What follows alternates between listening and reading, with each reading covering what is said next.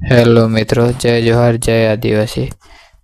કોટડા જઈએ, અચાનક આવો મોસમ જોવા મળે તો કેવી મજા આવે। આમ चलना वहाँ जाना वहाँ। વિડીયોમાં બન્યા રહો। જેટલું બને એટલું કમેન્ટ કરો, શેર કરો, લાઈક કરો અને ચેનલને સબસ્ક્રાઈબ કરવાનું ભૂલતા નહીં। ને આવા નવા ડેલી વિડીયો આવતા રહે, ચેનલને સબસ્ક્રાઈબ કરીને જાજો।